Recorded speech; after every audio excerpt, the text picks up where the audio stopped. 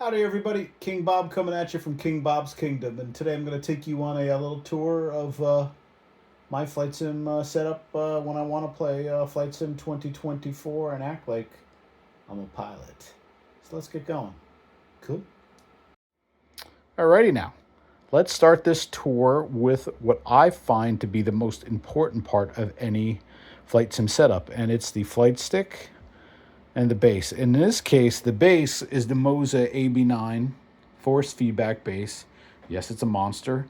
Fairly new, had that about, I don't know, 2, maybe 3 months. Worthwhile investment. And attached to that is a Virpil Constellation, a left-handed flight stick with enough buttons and switches to please just about anybody. Another worthy piece of soft or hardware. I've been running that, I don't know, maybe better part of a year and a half now. Fantastic stick. Let's roll down to the rudder pedals. Another thing that I find that you need if you really want to get into flight simming. These are a pair of Virpil ACE rudders. Excellent. Could not live without them. You could use the flight stick. It does have I think it's a Z-axis for, left-right basic or a twist grip, or twist actually, to do what the rudders or the tiller could do. But I use the twist axis on the flight stick for tiller and my rudder pedals for, guess what? Rudders. So the next part of my hardware is essential to my setup, at least. It's a Honeycomb BRAVO, to the point where I could not live without this. If you were going to tell me I had to flight sim with anything else, I would just basically quit the hobby. This thing is needed for me because I fly everything from general aviation up to the big boys, 7.3s and Airbuses and A380s. This thing is the most versatile piece of flight sim equipment I have ever owned.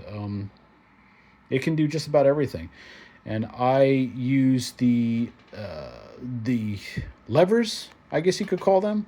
Right now, it's set up with Airbus. Oh, not Airbus. I'm sorry. Yeah, Airbus. It's set up with Boeing in a 777 setup. The throttles are from ProDesk Sim, and the detents, in this case for 777, and the flap and speed brake are from Flight Sim Factory up on Etsy.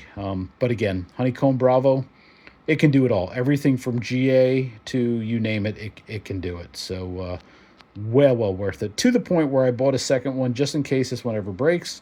This one's the original one. It's going on 2-3 years now, I think, and it's still running great. Next piece of the equation that I have is a product by Mini Cockpit, and I use the Mini FCU and the Mini EFIS. Obviously, they're both set up for, or they're both Airbus, but with a program called MobiFlight, you can program these to do Boeing, do CRJ. There's tons of profiles out there. Just takes a little bit of tweaking, but they're highly tweakable.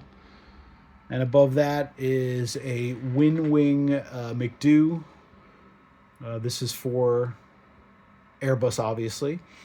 That also can be tweaked to do CRJ, to do, I think it can do Boeing. I haven't played around with that yet, but I'm thinking about upgrading this to PU Air Korea.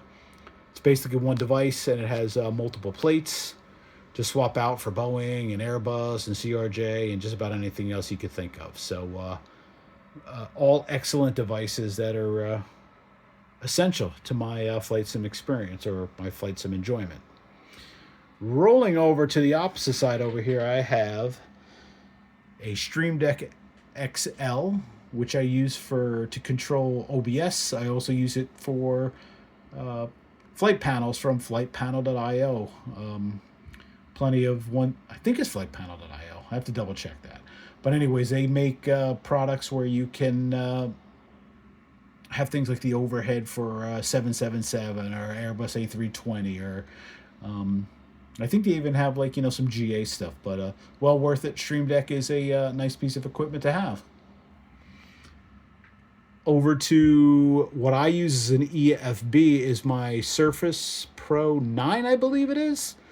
Touchscreen, Navigraph duties, all here. I don't use Navigraph functionality inside of a plane if I don't have to. I just put it up on the touchscreen, and I can do things like zoom in and zoom out, and basically running Navigraph to my heart's content. So I love this setup. You can do this with any pad, iPad, I guess, any cheap Android tablet. I highly suggest it. That way you don't have to be, flipping back and forth inside the plane. You could just do it right from your pad, basically. Now to the displays I use a 34-inch Alienware OLED screen. Ultra wide, no way in hell would I ever live without an ultra wide. I absolutely love it. Yes, I know there's better options out there and higher resolutions, 4K, but yeah, no thank you. Ultra wide for the win. And in that ultra wide, you can see right now we have the beautiful King Bob's Kingdom livery, 777 by PMDG 200ER at Tucson, and the traffic in the background is being provided by BATC, Beyond ATC. Above that monitor, I have a 21-inch IPS display. I think it's ViewSonic. I'm not quite sure. It was a freebie from work, basically. I use that for Elevatex and New Sky, watching YouTube videos on long flights. Well worth getting a second screen. And powering all this is my monster machine over here. It is a 9800 X3D by AMD with a ASUS 4090 with RGB, because we all know RGB gives you that much extra FPS, so why not? But this is the main beast behind everything. And in here we always have Steel Panther and Eddie Van Halen watching over us as we act like we're a pilot, even though we're not. But can you tell I'm an Eddie Van Halen fan? Or a Van Halen fan? If you don't know who that is, shame on you. And then last but not least, any good pilot will tell you they need a nice beverage when they're flying. And my choice is an adult beverage. Now, I don't suggest anybody actually be drinking adult beverages while they're flying. No, no, no. But when I'm in the sim, yeah, I don't give a shit. So this is a beautiful, or it's a delicious, not a beautiful. It's a delicious Indian Pale Ale, hazy IPA, New England style, from Edmund's Oast Brewery in Charleston, South Carolina. Delicious. So if you're into beer and you're in South Carolina and you're in Charleston, get it. Fantastic. So that is going to do it for my flight sim setup. Oh wait, I forgot these. No, those pedals have nothing to do with flight sim setup. They're just my guitar obsession. But hey, it is what it is. But so this is King Bob. Just gonna go back over my setup once more. Oh yeah, keyboard, mouse, standard Razer Fair RGB. Again, RGB provides more FPS. And again, back to the beautiful livery of the 777 200ER. This is King Bob coming at you from King Bob's Kingdom, saying have a wonderful day, and we'll see you.